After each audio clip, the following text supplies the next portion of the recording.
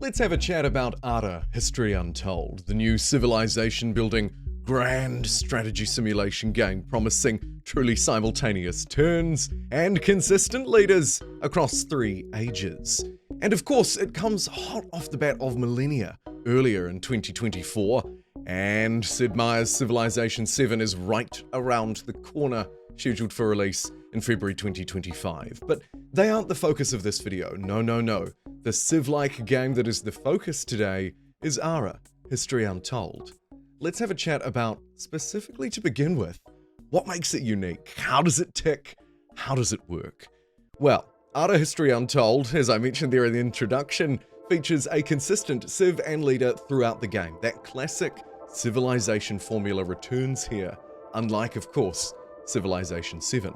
However, it would kind of probably be a bit unfair to Ara History Untold to simply denounce it as a Civ copy, because that is not what it seems to be.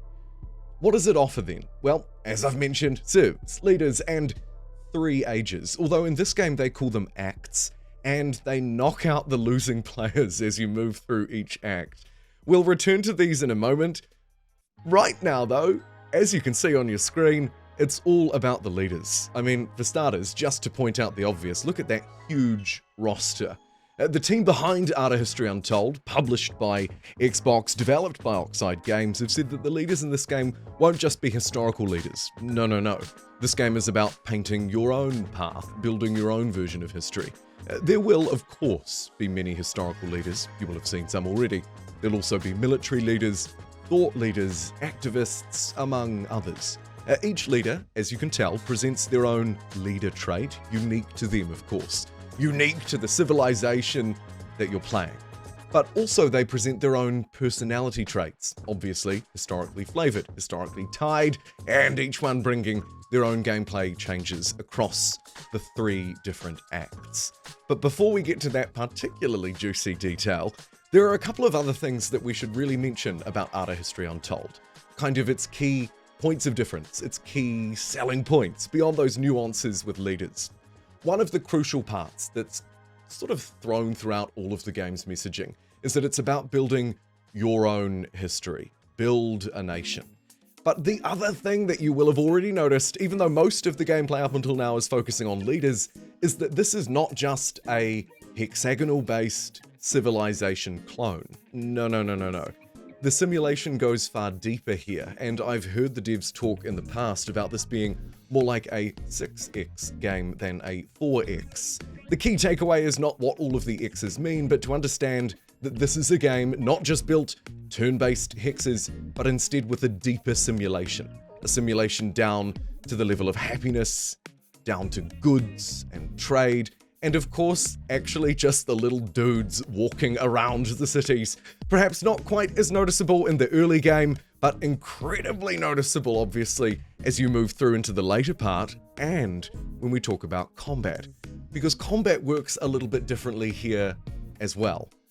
Just from the things we've discussed so far, you've probably learned by now, if you didn't know already, that this is a Civilization-like game, but with a deeper, promising to be a more nuanced, more alive simulation, and it's not tied to hexes.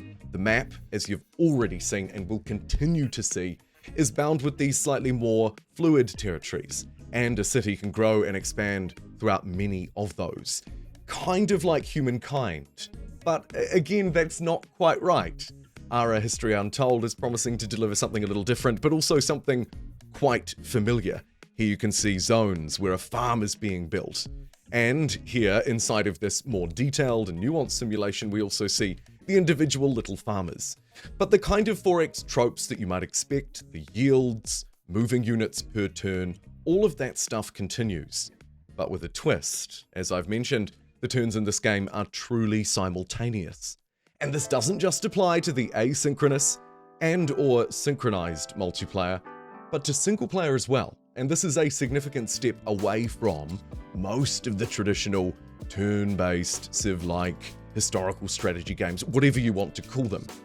Long story short, you queue up your orders, move your scout to that next tile, or maybe move your military units 3 tiles across. Maybe, like here, you're going to settle some new lands, settle a new city. And then once you've stacked everything up, you've got it ready to go, all players, including your AI opponents, will pass their turn at the same time.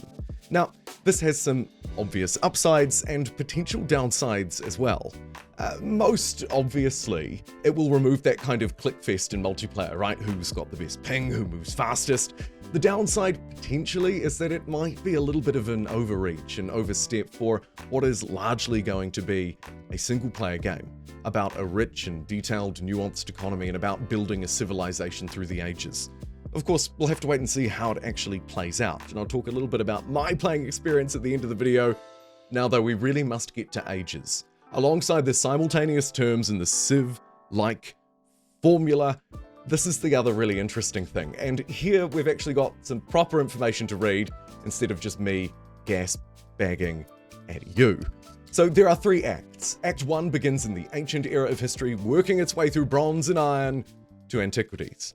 Act 2 starts in the early Middle Ages, moving through the High Middle Ages, Renaissance, and finishing in the Enlightenment, and finally Act 3 starts with the sort of the more recent eras, Machine Age, Atomic Age, Information, and ending with what they call an unpredictable future age. There's loads to unpack there. If you're curious about the technology tree, it's a little bit more dynamic than normal, and I believe split across 12 different eras. So maybe there are 4 technological eras per each act. And now to the juicy part about those acts. While in Civilization 7's 3 ages, eras, acts, whatever you want to call them, it introduces a crisis toward the end, and then allows you to change your civilization, among other things of course. In this game, in Ara History Untold, some nations get knocked out. During the transition between one act to the next, nations are sorted into different tiers based on prestige. Prestige, of course, being earned from all kinds of different acts. Cultural ones, military ones, economic ones, you name it. And the nation with the lowest, or nations with the lowest amount of prestige, are removed from the game. See ya later, loser. No, not a chance to reform, but instead you're being booted out. This part has me particularly curious. They go on to talk about how prestige is gained from a number of things, like I've said, from culture to warfare, science, religion, and more. And to ensure that you survive, you can also complete quests or narrative-driven events. Research texts, triumphs, you can build or create those kind of wonders or monuments, and improvements alongside a whole load of other things. Those are perhaps the largest, most significant changes that Ara History Untold is bringing. But the change to the way that it looks, the little dudes walking around on the map, I love it. I loved it in Humankind. I love to see it here too, as well as some of the nuances behind this kind of thing. Leaders, how the different territories work, interact with one another, later game diplomacy.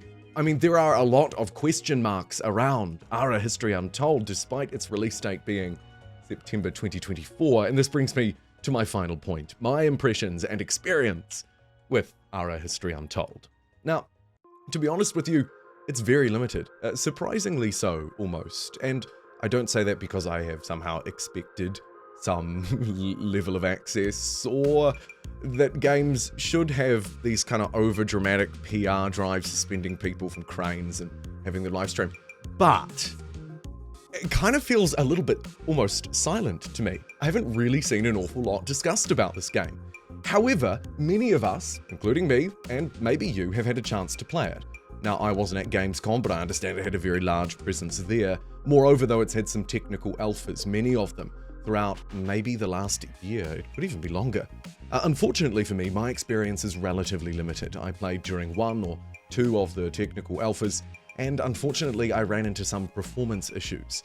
And this is another question mark sitting above my head right now. Will this game be able to handle the kind of simulation that it's showing us? Because it is very impressive, and in some of the footage the frame rate does look just a little bit slow. But I don't want to tarnish the game before I've properly laid my hands on it, because like I say, I haven't. No kind of like early access press preview build, none of that sort of stuff has taken place. So it is very much still an unknown for me. But I think it certainly seems to have a lot of potential, right?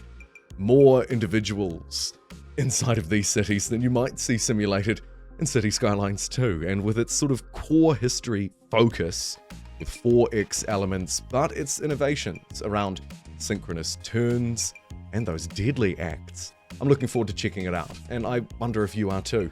Let me know down below. Of course, plenty of scope to cover Ara History Untold here on my channel. It is a perfect fit within the strategy, simulation, quite often but not always historically tied genre that I've covered for many years here now. The future is very bright. Civilization 7, but 6 months away, and Ara History Untold here basically now. Thank you so much for joining me, and I'll see you all next time.